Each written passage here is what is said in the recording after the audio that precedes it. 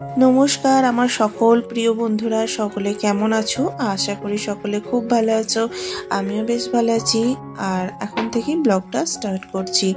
আজ হলো রবিবার, সময় এখন সন্ধে 7:30 মতো এরকম বাজে। তো অনুষ্কা আগের দিনের জন্য বইপত্র গুছিয়ে নিচ্ছি। এদিকে আমি সন্ধে টন্ধে দিয়ে এখন চলে এসেছি রান্নাবান্নার কাজে। আর ওদিকে দেখতেই পেলে বাবু একটু খেলাধুলো করছে ওর নিজের গাড়িটা নিয়ে। এখন তো শীতকাল আর রাতটাও বেশ গভীর হয়, তাই ভাবছি একটু ভারী ভুরি কিছু ডিনারে বানাবো। এর জন্যই দেখো আমি এখানে লেগে পড়েছি কাজকর্মে। আজকে ভাবছি বানাবো কড়াইশুঁটি দিয়ে পনিরের সবজি, আর ভাবছি বানাবো অল্প একটু লুচি।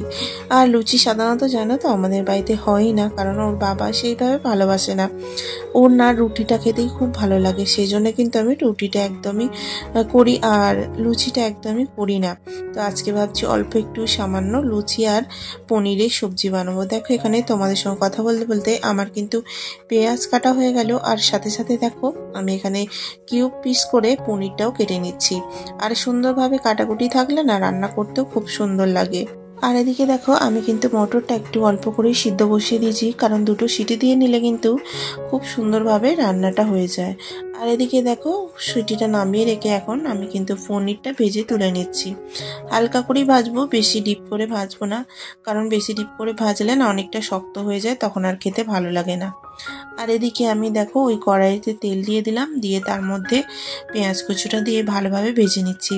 আর এদিকে পেঁয়াজটা জানো তো একেবারে সরু সরু করে কুচিয়েছি, যাতে তাড়াতাড়ি রান্নাটা হয়ে যায়। আর এদিকে পেঁয়াজটা ভাজা হয়ে গেলে অল্প করে আদা রসুন বাটা দিয়ে ভালোভাবে পেঁয়াজটাকে ভাজা করে নিয়ে তার মধ্যে টমেটো কুচি দিয়ে আর একটু ভাজা করে নিয়ে অল্প নুন আর একটু লঙ্কা হলুদ গুঁড়ো দিয়ে ভালোভাবে মশলাটাকে কষিয়ে নিচ্ছি। আর এইভাবে একটু কষানো হয়ে গেলে এখন আমি দিয়ে দিচ্ছি অল্প করে জল, যাতে মশলাটা যেন না লেগে যায়। আর এদিকে দেখতেই পাচ্ছ কালারটা কত সুন্দর এসে গেছে, একেবারে মশলা থেকে তেল ছেড়ে এসেছে। আর এই পর্যায়ে আমি কিন্তু পনিরটা অ্যাড করে দেবো, আর পনিরটা দিয়ে ভালোভাবে মশলাটাকে কষিয়ে নিয়ে এবার আমি কিন্তু মটরগুলো অ্যাড করে দেবো। মটরগুলো যেহেতু সিটি দিয়ে রেখেছিলাম সেই জন্য কিন্তু তাড়াতাড়ি হয়ে গেছে। আর তোমরা দেখতেই পাচ্ছ টেক্সচারটা কত সুন্দর এসছে। ভালোভাবে কষিয়ে নেওয়ার পর এখন জলটা অ্যাড করে দিয়ে একদম ঢাকা চাপা দিয়ে রান্না করে নেবো। আর এদিকে লুচির জন্য আমি কিন্তু ময়দাটা রেডি করে নেবো। তার জন্য দেখো আমি একটা বড় ডিশ কিনে নিয়েছি, এতে কিন্তু ময়দাটা আমার খুব ভালোভাবে মাখা হয়ে যায় আর অন্যদিকেও পড়ে না।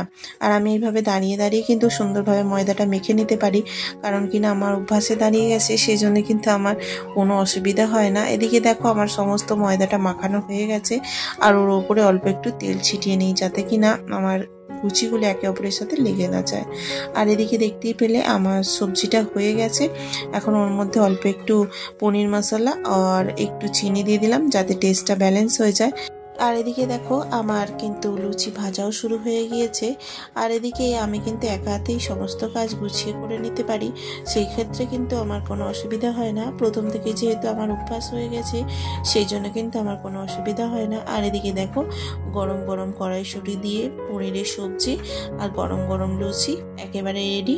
তো তোমরাও চলে আসো আমাদের সাথে এনজয় করার জন্যে। তো তাহলে বন্ধুরা ভিডিওটা এখনই এখানে শেষ করছি। ভালো লাগলে অবশ্যই একটা লাইক করে দিও, আর যদি নতুন হয়ে থাকো প্লিজ সাবস্ক্রাইব করে দিও। দেখা হচ্ছে নতুন একটা ব্লগে।